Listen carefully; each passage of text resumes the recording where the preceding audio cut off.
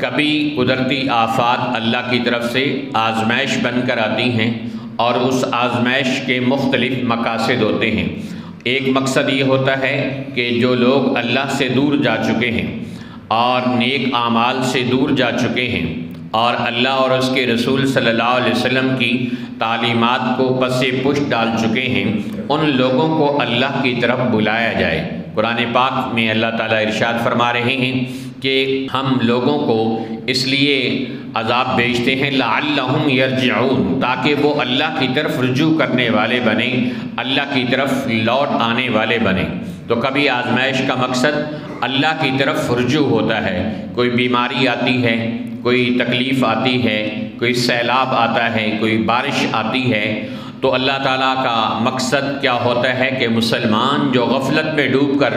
اس رب کو بھول چکے ہیں وہ اللہ کی طرف لوٹ آنے والے بنیں۔ آپ دیکھتے ہیں کہ کتنے لوگ ہیں کہ جو آزمائش میں آتے ہیں تو اس وقت اللہ کی طرف لوٹنے والے بنتے ہیں، کتنے لوگ ہیں جو قدرتی آفات، سیلاب، زلزلوں اور بارشوں کی زد میں لپیٹ میں آتے ہیں تو اس وقت اللہ کی طرف لوٹنے والے بنتے ہیں۔ تو اس کا مطلب یہ ہوا کہ اللہ کا جو مقصد تھا کہ قدرتی آفت کے بھیجنے کا کہ لوگ اللہ کی طرف لوٹ آنے والے بنیں، یہ بات ہمیں سمجھ میں آ گئی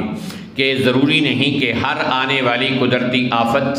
سیلاب، زلزلہ اور بارش یہ اس کے گناہ کی وجہ سے ہی آ رہی ہو، بلکہ کبھی آزمائشیں، قدرتی آفات، مصیبتیں اور سیلاب آتے ہیں انسان کی آزمائش کے لیے۔ اب آزمائش جب آتی ہے تو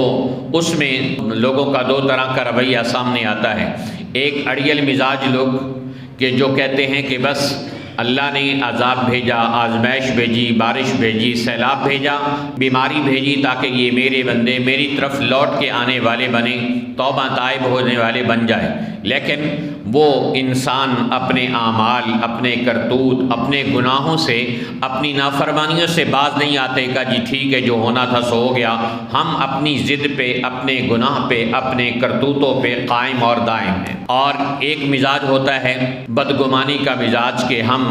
اللہ کے سامنے جھکنے کی بجائے اللہ سے بدگمان ہو جاتے ہیں کہ اللہ ہم تو مسلمان ہیں، ہم تو اس کا کلمہ پڑھنے والے ہیں، اس نے ہمارے اوپر یہ آزمائش بھیج دی ہے۔ تو ان دونوں مزاجوں سے ہٹ کر اللہ کی ذات کے ساتھ اچھا گمان رکھنا ہوتا ہے کہ اللہ نے آزمائش بھیجی ہے تو ضرور اس میں کوئی حکمت ہوگی، ہمیں اس کی لاجک معلوم ہو یا نہ ہو، لیکن اللہ تعالیٰ اس کی حکمت کو بہتر انداز میں جاننے والا ہے۔